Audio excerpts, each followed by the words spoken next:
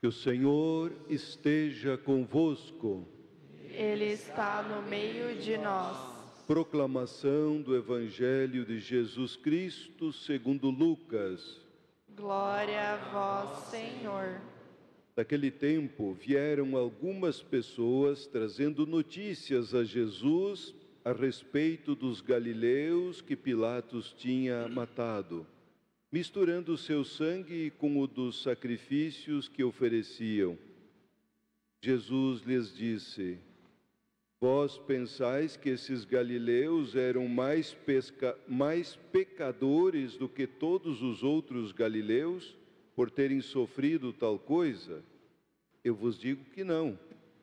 Mas se vós não vos converterdes, ireis morrer, todos do mesmo modo. E os 18, e aqueles 18 que morreram quando a torre de Siloé caiu sobre eles, pensais que eles eram mais culpados do que todos os outros moradores de Jerusalém? Eu vos digo que não. Mas se não vos converterdes, ireis morrer, todos do mesmo modo. E Jesus contou esta parábola.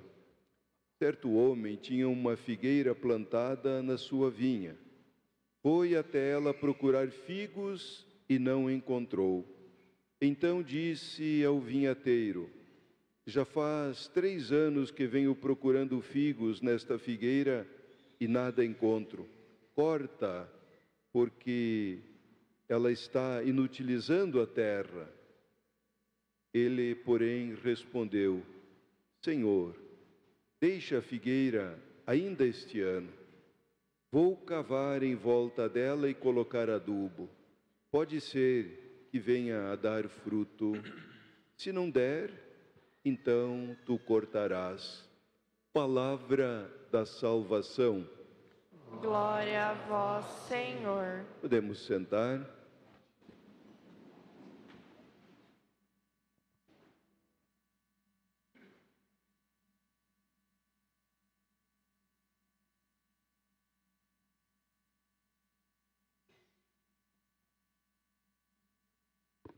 Queridos irmãos e irmãs, estamos no 3º domingo da Quaresma. No meio da Quaresma, exatamente no meio. Mais 2 domingos e o seguinte será Ramos.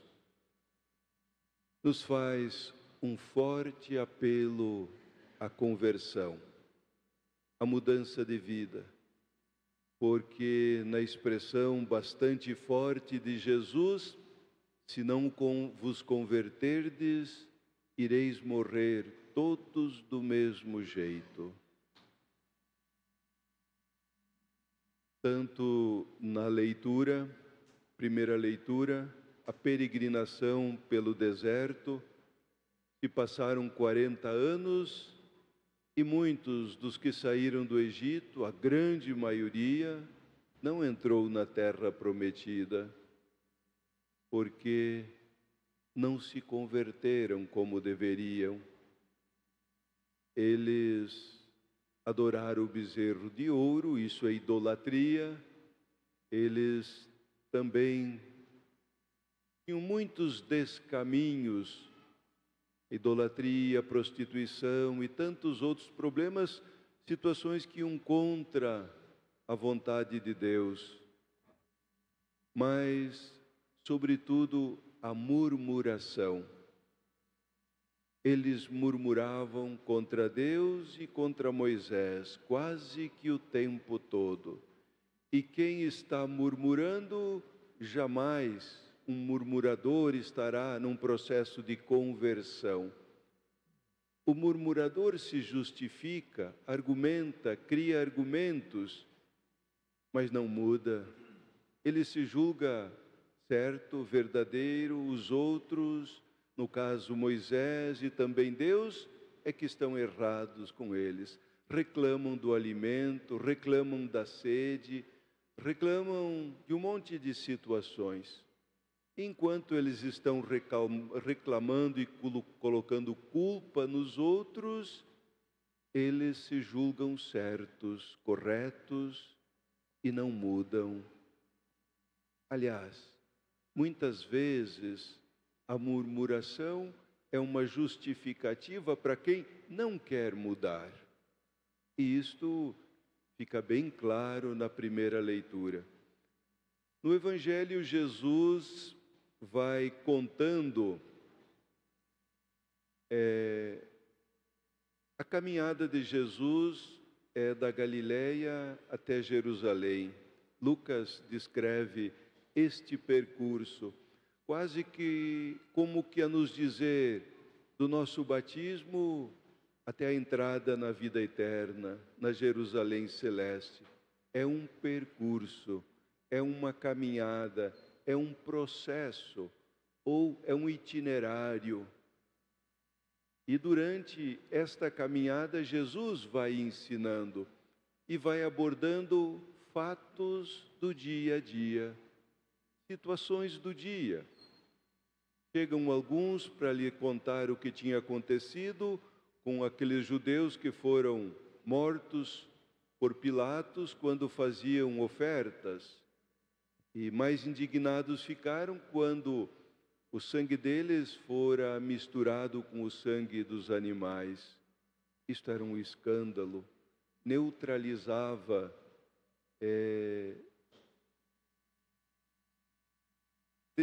tirava todo o valor da sua oferta. E Jesus diz: vocês acham que eles eram mais culpados? Pouco antes perguntaram: esse homem que nasceu cego, foi ele ou foram os pais dele que pecaram? E Jesus diz: nem ele, nem os pais dele. Nem toda a doença é consequência do pecado. Muitas até são, mas não é regra geral. Jesus então puxa também o assunto da torre de Siloé, que estava sendo reformada e ela veio abaixo. 18 morreram. Diz: vocês pensam que eles eram mais pecadores do que todos os outros habitantes de Jerusalém? Vos asseguro que não. Mas se não vos converterdes, vocês irão morrer do mesmo jeito. Ou seja, persistindo nos mesmos erros, nas mesmas falhas. O nosso itinerário, a nossa caminhada para a fé do batismo até a Jerusalém celeste é um contínuo esforço. Esforçai-vos por entrar pela porta estreita. Largos e espaçosos são os caminhos da perdição. Estreito e apertado é o caminho da vida. Muitos tentarão entrar e não conseguirão. Ou seja, ninguém consegue ser cristão católico sem esforço, sem renúncia, sem dedicação, sem fazer escolhas conscientes. É uma opção de vida. Ser cristão, ser católico, não é só ter uma simpatia por Jesus. É tentar, com todo o empenho, viver como Jesus viveu. É um jeito de ser, é um jeito de viver, é uma escala de valores do Evangelho que é diferente da escala de valores da nossa sociedade e das sociedades materialistas de todos os tempos. Então a gente deve, como nos recomenda a oração eucarística, passar entre as coisas, ou abraçar as coisas, passando entre as coisas que passam, abraçar as que não passam, esta é a expressão. Então nós vamos caminhando, muitas coisas passam, tudo é transitório nesse mundo. E o que não é transitório? O que é eterno, isso tem valor maior. Então a gente, de fato, deve abraçar com intensidade maior. Na segunda leitura, nós vamos ver que Paulo faz também menção ao deserto e diz: todos comeram o mesmo pão espiritual, o maná, beberam a mesma bebida espiritual, a água do rochedo, mas nem todos assumiram a aliança. Por isso foram sepultados no deserto, não entraram na terra prometida. Ou seja, o fato da gente ter recebido o mesmo batismo, ter recebido todos os sacramentos, a Eucaristia, ouvido a mesma palavra, não significa que todos teremos o mesmo destino. Depende do empenho, do esforço de cada um. É um processo que a gente vai vivendo. E olha, acreditem, quanto mais a gente progride, maior é a alegria. Mais próximos de Deus, quase que nem o menino perguntou assim para o pai dele: pai, qual é o tamanho de Deus? Aí o pai olhou para cima e ia passando um avião bem alto. E ele assim: qual é o tamanho daquele avião? E o menino olhou com o dedinho assim, bem pequenininho, a gente quase nem vê. Aí no outro dia o pai levou o menino no aeroporto e mostrou um avião comercial grande. E este avião, meu filho, qual é o tamanho dele? Oh, este é grandão. Este a gente cabe dentro. Assim é Deus, meu filho. Quanto mais longe, mais pequeno. Quanto mais perto de nós, maior ele fica. Ou seja, quanto mais viva e intensa for nossa experiência do mistério, mais intensa também será a percepção da presença dele em nossa vida. E eu penso que é por isso que vocês todos estão aqui, ou nos acompanhando pelas redes sociais. A proximidade de Deus encanta, aproxima, apaixona, leva à perseverança, nos leva a não desanimar. E a liturgia nos estimula, portanto, a continuidade. Conta uma história que, certa ocasião, apareceu no Vale das Geleiras, grandes montanhas, que na primavera sempre havia o degelo, e no degelo fazia grandes correntezas que às vezes, conforme os blocos de gelo que se soltavam, inundava. Apareceu um homem baixinho, diferente dos demais, e começou a circular o riacho, que descia com maior ou menor quantidade de água. Subia e descia, observando, quase todos os domingos, vários em sequência, até que lá pelas tantas ele pegou um machado e começou a derrubar algumas árvores. Depois arrastar algumas pedras. Por fim pediu uma junta de bois emprestado. E alguém observou: ele vai fazer uma balsa. Passado algum tempo, diz: não, o maluco está construindo uma ponte. Aí um rapaz, naquela noite, ele sonhou com a ponte. E sonhou correndo em cima da ponte e a ponte fazendo um barulho de tambor. No dia seguinte, domingo, bem cedo, ele correu e foi ajudar o homem, desde cedo, trabalhar o dia inteiro. No final, o homenzinho diz: vai ficar muito bonito quando nós terminarmos e as pessoas puderem passar o rio em segurança. Na semana seguinte eram 5, no outro domingo eram 10, e assim foi subindo, até que depois de 3 meses eram 40, trabalhando juntos.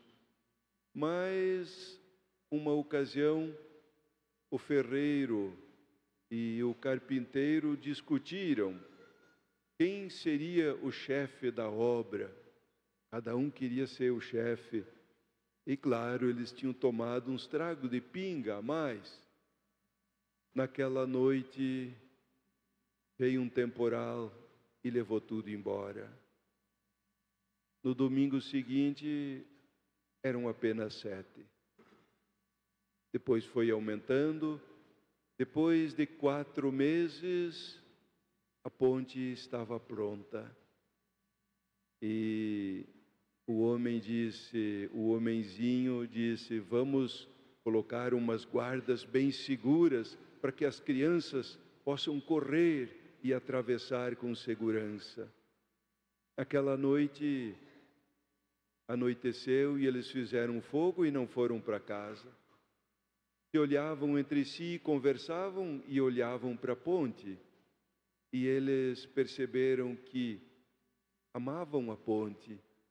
Mais que isso, amavam estar juntos. E perceberam que eles não eram estranhos ou tão maus quanto pareciam ou quanto diziam outros.